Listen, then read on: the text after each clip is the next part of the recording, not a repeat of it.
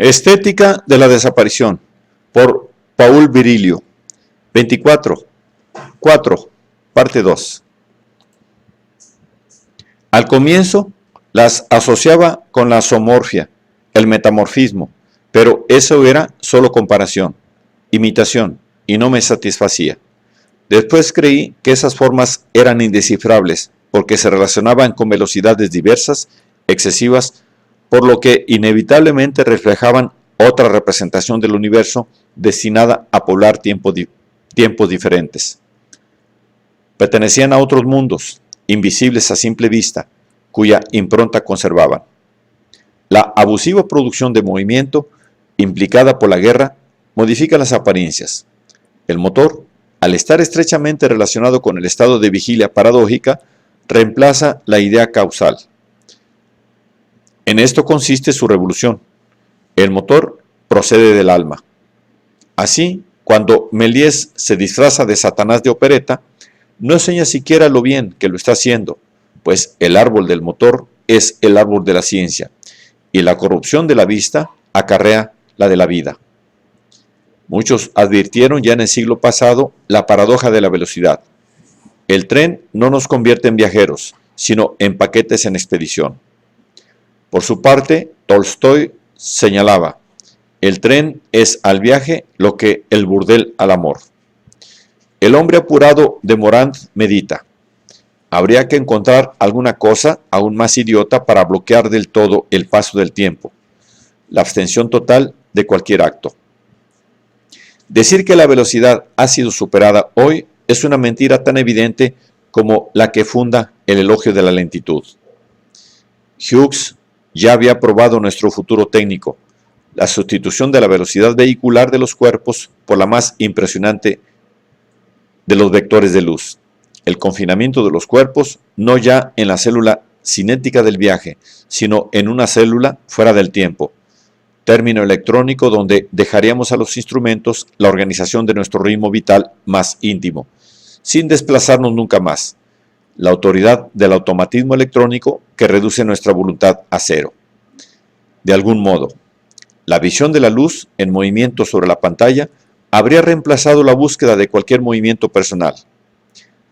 Charles Schneider escribía: se puede pensar en la posibilidad futura de transformar las imágenes en señales de video conservadas en cintas magnéticas, o mejor aún, en la descomposición y el almacenamiento de las imágenes en señales digitales grabadas en diversos soportes. De este modo, el desarrollo de altas velocidades técnicas dará por resultado la desaparición de la conciencia en cuanto a percepción directa de los fenómenos que nos informan sobre nuestra propia existencia. La tecnología introduce un fenómeno sin precedentes en la meditación sobre el tiempo, porque si se ha afirmado que el tiempo tiene una sola realidad, la del instante, podríamos decir con Guyon, cuando se desarrolla el motor, que la idea del tiempo puede vincularse a una perspectiva, la duración hecha de instantes sin duración, como la recta está hecha de puntos sin dimensiones. Dimensiones desaparecidas en una recta desnuda, que no es sino la velocidad de una trayectoria geométrica. En suma, el deseo de lo posible contenido en las diversas aplicaciones de las ciencias exactas produce una nueva atrofia del instante, al considerarlo como fundamentalmente compuesto por un antes y un después. La introducción del sujeto en la jerarquía de las velocidades, inferiores, superiores, al desestabilizar el instante, anula las referencias. Fenómeno contingente. La diversificación de la velocidad anula también la sensación de duración general del movimiento continuo. Méliès comprendió muy temprano que el cine no era el séptimo arte, sino el arte que utiliza todos los demás. Dibujo, pintura arquitectónica, música, pero también trabajos mecánicos, eléctricos, etc. El cine sería el resultado donde vendrían a confundirse, para perderse, las filosofías y las artes dominantes, una suerte de confusión entre el alma humana y los lenguajes del alma motor. La misma sucesión de las artes en la historia indica esta descomposición. En el concierto, por ejemplo, el extraordinario desarrollo de la atención auditiva aniquila cualquier otro movimiento del cuerpo y revela la relación fundamental que existe entre el instrumento musical, verdadero motor de sonidos con sus cilindros y ritmos, y la velocidad característica del maná de cada oyente. Como escribe Ribot en la psicología de la atención, sin los elementos motrices, la percepción es imposible. Y R. Phillips establece, por ejemplo, una medición de la atención del oyente. La música modifica los ritmos respiratorios y cardíaco, aumentando o disminuyendo su velocidad, como sucede también con la atención visual, que por estar ligada al movimiento obligatorio de los ojos, también lo está a una inhibición inevitable de los movimientos del cuerpo. Poco antes de su muerte, cuando volvió de Nápoles, Nerón se detuvo para inspeccionar un nuevo instrumento musical, un órgano que funcionaba con agua inventado, según Vitruvio, por Ctesibé de Alejandría, que semejaba un aparato alargado y rematado por tubos. Imaginó entonces la posibilidad de tocar el órgano frente a sus enemigos a fin de ganarlos para su causa. La pretensión de Nerón no era fantasiosa. Cuando en un concierto el motor musical cesa de emitir, desencadena no solo la violencia liberadora de las ovaciones y los aplausos, sino también una tormenta de estornudos, de toses, de pies que rozan el suelo, como si cada uno volviera a tomar posesión de su cuerpo.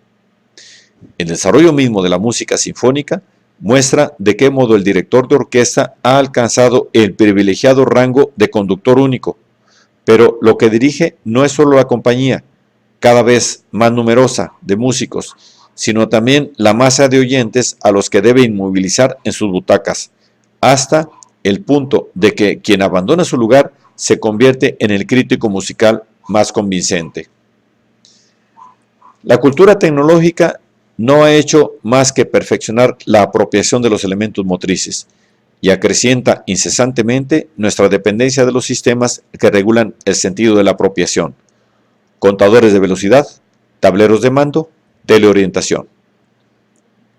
Creadora de itinerarios de dirección, aplica a la Tierra y a la naturaleza humana, la fórmula de Bacon: nada es más vasto que las cosas vacías. Y finalmente crea el vacío y el desierto, porque solo la nada es continua, y por ello conductora.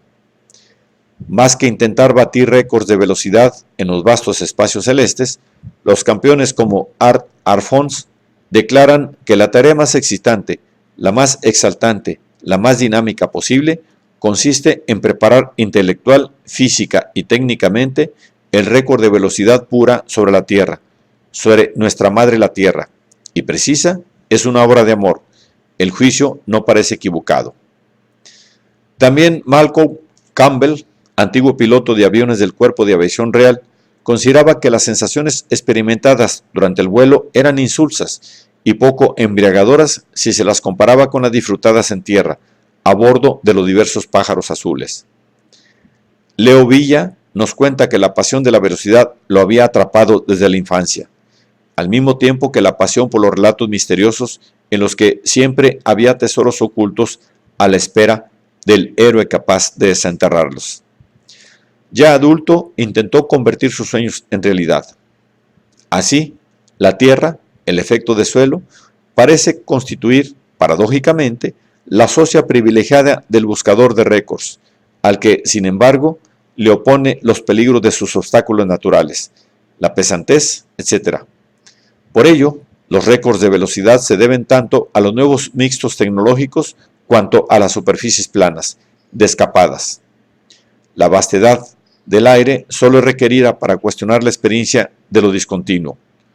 El tiempo y el espacio solo nos parecen infinitos cuando no existen, afirmaba Ropunel. Al modificar la relación con el espacio, la inmediatez del transporte terrestre anula la relación con el tiempo vivido, y en esta urgencia reside la exaltación dinámica. La paradoja consiste en que la externa movilidad crea la inercia del instante. La instantaneidad crearía el instante. En suma, el instante sería como la percepción ilusoria de una estabilidad claramente revelada por la prótesis técnica, tal como nos lo enseña el ejemplo einsteiniano de los trenes que se aventajan. La sensación del instante vendría dada por la coincidencia, o sea, el momento en que los trenes parecen inmóviles a los viajeros, cuando en realidad marchan a toda velocidad, uno junto al otro. La noción de un tiempo que, según Bachelard, solo poseería la realidad del instante, no podría fundarse más que en la inconsciencia, en la que permaneceríamos gracias a nuestra propia velocidad, mundo consagrado por entero a la ley del movimiento y por ello creador de la ilusión de la inercia. Lo que crea la diferencia entre las diversas intuiciones del tiempo es la posición en el espacio del conocimiento razonado, un poco al modo de la alegoría de Edgar Allan Poe, El escarabajo de oro, en la que el investigador debe entregarse a numerosas especulaciones sobre la duración cifrada del mensaje antes de ponerse en movimiento para realizar un trayecto establecido. Es esa movilidad de la trayectoria sinóptica la que, al modificar el punto de vista del sujeto, le permitirá descubrir aquello que en cierto modo estaba al alcance de la vista. Lo importante es la fascinación de ese escarabajo brillante, iniciático, en la medida en que, como el punto de perspectiva del horizonte de la velocidad, reduce a la nada el resto del mundo. Al abandonar el trayecto y dedicarse al final del recorrido, la técnica ha tratado de convertir esa modificación del punto de vista en un objetivo supremo, que se esfuerza por conseguir. Lo que crea el motor es ese movimiento inédito hacia aquello que se oculta tanto a la vista como al entendimiento, ese tesoro, como un relato de cosas no vistas que remite al espacio y al tiempo, esas entidades metafísicas desprovistas de toda realidad de las que hablaba Gastineau en el siglo XIX.